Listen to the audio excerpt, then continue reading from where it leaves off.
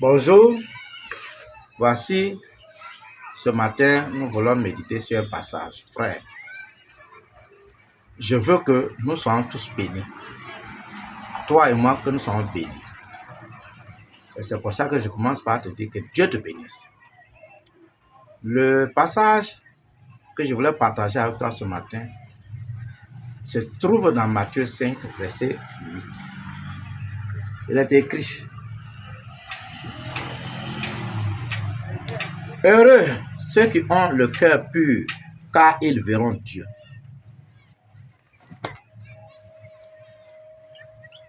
Cela pose la problématique de savoir quels sont ceux qui verront Dieu et ceux qui ne verront pas Dieu. Nous allons tous mourir. Même avant qu'on ne parte même ici sur la terre, il y a certaines personnes, quand tu vas leur dire que Dieu m'a dit, ça va paraître difficile, bizarre, étonnant. Parce que tu as dit que Dieu t'a dit. Effectivement, Dieu parle. Peut-être que tu n'entends pas, mais Dieu parle.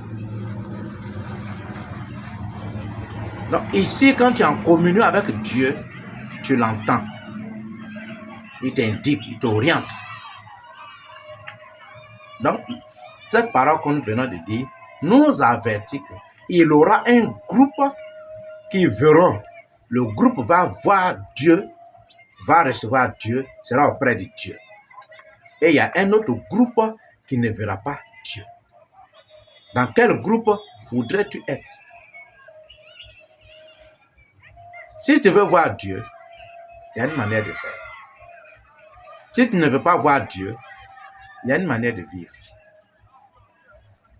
La différence, c'est le cœur. Ceux qui verront Dieu, comme le dit la parole, c'est ceux qui ont le cœur pur, le cœur libéré des souillures, des dribbles, des vols, de l'orgueil, de la méchanceté, de la duplicité. Un cœur pur.